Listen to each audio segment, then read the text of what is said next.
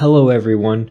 Today I realized that there are far too many nice and helpful comments on my videos, so I decided today I'm going to change that by making a programming tier list video where I'm sure I'm going to upset you with at least one of my picks. So let's get started now. Welcome back to Web Dev Simplified. My name's Kyle and my job is to simplify the web for you, so if that sounds interesting, make sure you subscribe to my channel for more videos of me making tutorials on how to do things. So now on to the tier list. I only included languages that I actually have experience with and worked with and know enough about that I feel comfortable ranking them against other languages. So if you don't see your favorite programming language on this list, that's just because I personally haven't used it enough to feel comfortable ranking it or putting it anywhere on this list. You'll also notice I didn't include any frameworks or libraries, so there's no thing like Node.js, there's no React on here. I didn't want to include any of that stuff. I just wanted it to be purely programming languages, and that's it. So with that out of the way, let's get started with the very first programming language on this list, and that is Scratch. And if you're not familiar, Scratch is just a beginner programming language. It's essentially drag and drop for the most part, so it's great for helping teach kids or people that are really new into programming. Now, you're not going to build anything impressive or cool with Scratch. It's not meant to be used for building large applications. It's purely for learning how to think logically. And because of that, I'm going to be ranking Scratch really low. I'm not going to give it F tier because I think it's useful for absolute beginners and children to get started thinking about programming, but it's not much better than that, so it's going to just get a D rank for now. And the next language on this list is MATLAB, and I personally absolutely hate MATLAB. It's great for certain things such as charting and data analysis and data science related tasks, but it is such a pain to work with. It's very different than many other programming languages. I mean, array indexes start with 1 in MATLAB instead of 0, which is just ridiculous. It blows my mind. It is terrible to work with. I find that anything you can do in MATLAB, you can do in a different language like Python. So in that case, I'm going to put MATLAB all the way at the very bottom in F tier, partially just because personal bias, I just hate working with MATLAB. It is terrible. Now the next language on this list is C++, which is quite a bit of an older language, and it's a very low-level language. You're going to be doing a lot of memory management, you have to do a lot of low-level stuff, low-level operations, but with that, you have a lot of performance gains, it's fairly quick, and you also have access to very low-level operations, such as the exact operating system or assembly that you're working on. And C++ is just essentially the ancestor, the evolution of C. It is a fork of C that involves object-related things, so it's an object-oriented version of C essentially, and it's really popular in things such as embedded systems or AAA video game titles. All of these larger things that require extreme performance are going to be using C++ or C, but in my opinion, I prefer C++ over C, and because of how widely used and how popular C++ is, I'm going to put it all the way up in S tier for how useful it is for embedded systems programming, video game programming, and really anything that requires large performance gains. C++ is going to be your go-to language for doing that. Now up next, we have Java. And Java is a great language. It was another one of those really early languages that adopted object-oriented programming, and it's a language that you can do a lot in. The tagline of Java is that it can write it once and it runs everywhere. So Java is nice because you can run it on Linux, you can run it on a Mac, you can run it on a Windows, you can run it wherever you want, as long as you have a Java virtual machine. And lots of things have been built from Java, lots of web applications. I mean, even Minecraft was built using Java, so you can do a lot with Java. But personally, I think Java kind of shows its age. It's very cumbersome to work with, it's very wordy. It's not the most fun programming language to work with, even though it's a really good programming language. And because of that, I'm going to put it in B tier. Java has a lot of great things going for it, but it's really just not that great. It's good, but that's about it.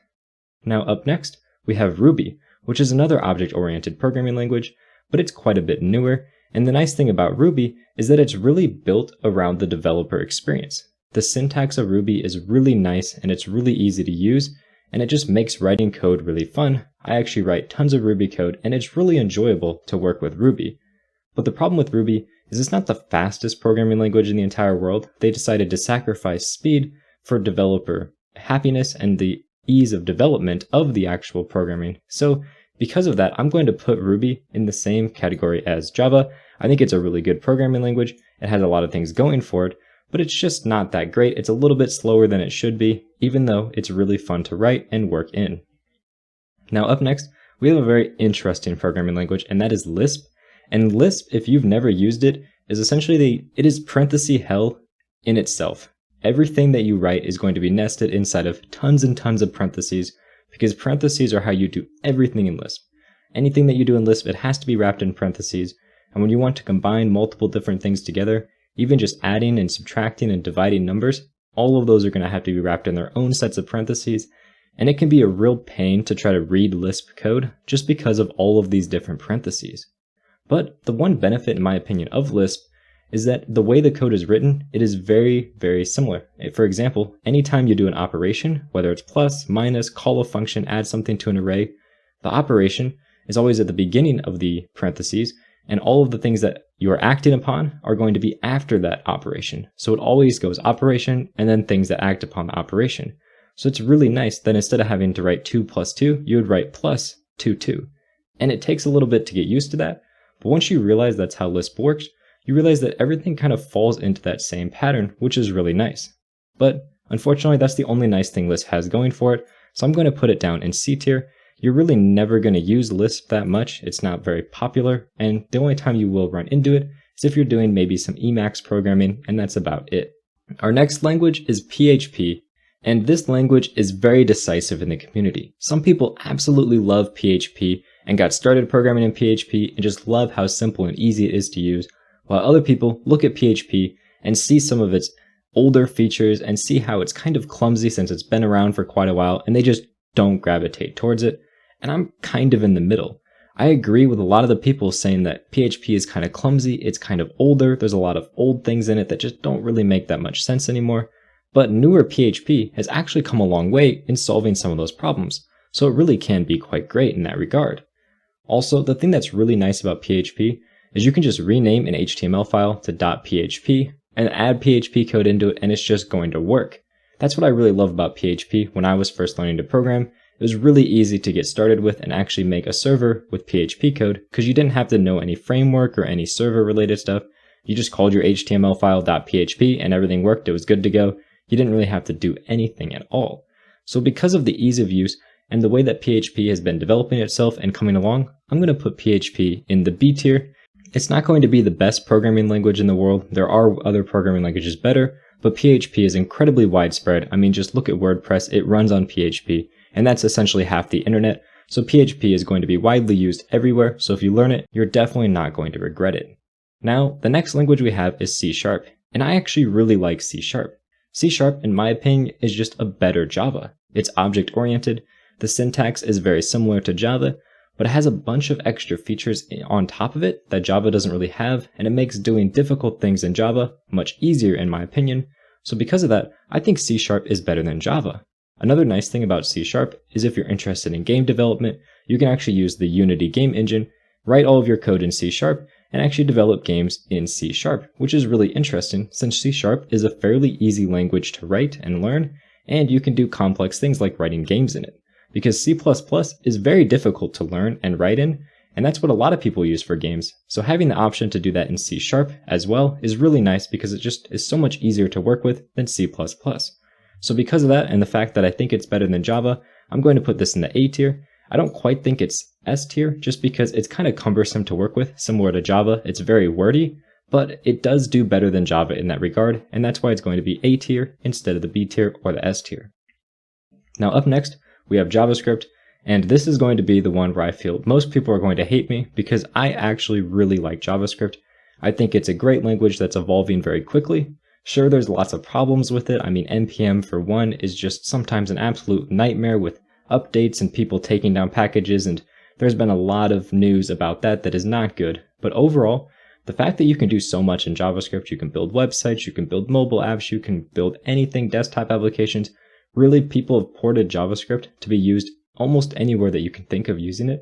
So because of that widespread use and the fact that it's really pretty easy to get started learning JavaScript and working with it, and the language itself I think has evolved so much that it's actually really pleasant to work with, I'm going to put JavaScript all the way up in S tier along with C++ because I just think, similar to C++, JavaScript has tons of different applications that it's really useful for, and it's also the only language of choice when it comes to making front-end websites, for example, kind of like C++ is really one of the only languages when it comes to speed and performance. Up next, we have Python, which is very similar to JavaScript in my opinion. It's a little bit different syntax-wise, obviously. I think it's a little bit easier to get started with because Python was actually originally developed as a language that is going to be used to help teach people programming because it's a fairly easy syntax and it reads very much like English. So if you know English, then learning Python is not too much more difficult, while JavaScript, with all the curly braces and semicolons and all that, it doesn't look like English. But Python is based on white space, so it looks a lot more like English. Also, Python can run on pretty much anything. For example, you can do AI, you can build websites, you can do embedded systems, you can do desktop applications. Anything you can think of, you can do it with Python. So because of that, and the fact that Python is pretty much the #1 language of choice when it comes to machine learning applications and AI, which is a huge part of software development, I'm going to put Python all the way up with JavaScript in the S tier because I think it is just an absolutely amazing language, and I'd probably say with JavaScript, it's up there in my top languages. Now up next we have C, which I already talked about a little bit with C++. C is essentially the predecessor to C++. It's like the grandfather of all modern programming languages. It was essentially what made programming easy and more usable widespread because it was one programming language you could use and you can actually operate on multiple different machines. Before C, you had to learn the specific language for the specific machine you were working on, and then if you went to a different machine, you had to learn that machine's specific language. So it was very difficult to transfer your skills between different machines. But with C, the idea of C is that it compiles down to these different machine languages. So you can just learn C and you can use it on multiple different machines. It's very, very, very low level. You have to do all your own memory management. But with that comes incredible performance, and it's a very fast programming language as long as you write your code correctly. It's going to take quite a while to write something in C as compared to a language like Ruby, but your C code is going to run so much faster than your Ruby code.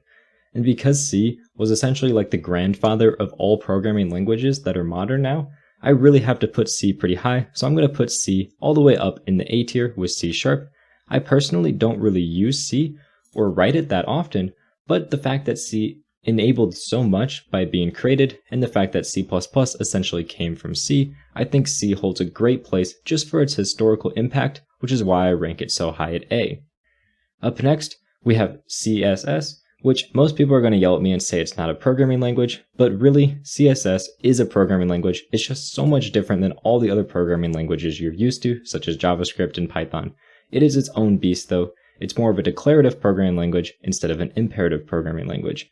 And with CSS, as you most likely already know, it's for styling web pages. You can also use it for styling, for example, desktop apps with Electron and other things that run with JavaScript.